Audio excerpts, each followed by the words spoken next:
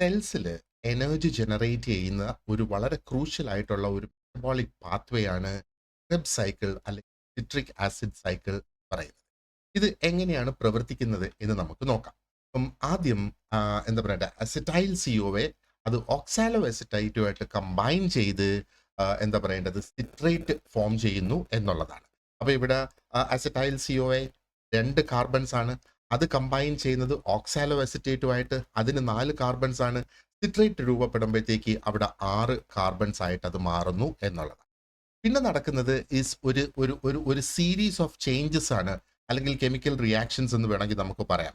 ഈ conversion to isocitrate, citrate പിന്നെ rearrange ചെയ്ത് ഐസോസിട്രേറ്റ് ആയിട്ട് മാറുന്നു. അതിനുശേഷം ഓക്സിഡേഷൻ നടന്ന് അത് ആൽഫ കീറ്റോ ഗ്ലൂട്ടാറേറ്റ് ആയിട്ട് അങ്ങ് മാറുന്നു. അപ്പോൾ എന്താ പറയേണ്ടത്, ഐസോസിട്രേറ്റിന്റെ ഓക്സിഡേഷനിലൂടെയാണ് ഈ ഒരു ആൽഫ കീറ്റോ ഗ്ലൂട്ടാറേറ്റ് ആകുന്നത്. അതിന് 5 കാർബൺ എന്നുള്ളതാണ്. അതിന്റെ പ്രോഡക്ട്സ് ആണ് NaDH ഉണ്ടാകുന്നു, ഒരു കാർബൺ ഡൈ ഓക്സൈഡും അവിടെ ഉണ്ടാകുന്നു എന്നുള്ളതാണ്. അതിനുശേഷം സക്സിൻസിൽ COA ആയിട്ടുള്ള ഒരു കൺവേർഷൻ അവിടെ നടക്കുന്നു. ഈ ആൽഫ കീറ്റ ഗ്ലൂട്ടോറേറ്റ് വീണ്ടും ഓക്സിഡൈസ് ചെയ്ത് സക്സിൻസിൽ COA ആയിട്ട് മാറുന്നു. അതിന് 4 കാർബൺസ് ആണ്. ഈ ഒരു പ്രോഡക്റ്റ് അല്ലെങ്കിൽ ഈ ഒരു പ്രോസസ്സിലൂടെ ഒരു NaDHും ഒരു കാർബൺ ഡൈ ഓക്സൈഡും അവിടെ ജനറേറ്റ് ആകുന്നു എന്നുള്ളതാണ്. അതിനുശേഷം ആ ഒരു സക്സിനേറ്റിന്റെ ഫോർമേഷൻ അവിടെ വരുന്നു. സക്സിൻസിൽ COA is now converted to succinate. അപ്പൊ അതിന്റെ പ്രോഡക്റ്റ് ആയിട്ട് ഒരു GTP അല്ലെങ്കിൽ ഒരു ATP അവിടെ ഫോം ആകുന്നു എന്നുള്ളതാണ്. അതിനുശേഷം ഫ്യൂമറേറ്റ് ആയിട്ട് ഓക്സിഡൈസ് ചെയ്ത് മാറുന്നു. അതായത് സക്സിനേറ്റ് അത് ഓക്സിഡൈസ് ചെയ്ത് ഫ്യൂമറേറ്റ് ആയിട്ട് മാറുന്നു.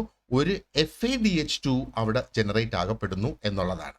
ആൻഡ് പിന്നെ ഹൈഡ്രേഷനിലൂടെ മാലേറ്റ് ഫോം ചെയ്യുന്നു എന്നുള്ളതാണ്. അപ്പോൾ ഈ ഫ്യൂമറേറ്റ് ആണ് മാലേറ്റ് ആയിട്ട് മാറുന്നത്.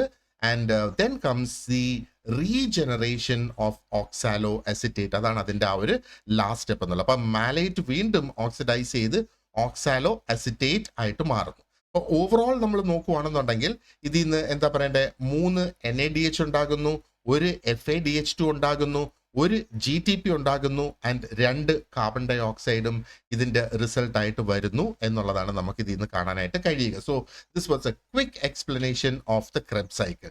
ഡയറ്റീഷ്യന്റെ അടുത്ത ബാച്ച് ക്ലാസ് നമ്മൾ സ്റ്റാർട്ട് ചെയ്തിട്ടുണ്ട്. ആ ക്ലാസ്സിൽ ജോയിൻ ചെയ്യാൻ താല്പര്യമുള്ളവർ you can contact me immediately. Gold ബാച്ചിൽ ജോയിൻ ചെയ്യുന്നതിനുള്ള ലിങ്ക് ഈ വീഡിയോയുടെ ഡിസ്ക്രിപ്ഷനിൽ കൊടുത്തിട്ടുണ്ട്. So thank you very much for watching this video and you have A great day. Thank you.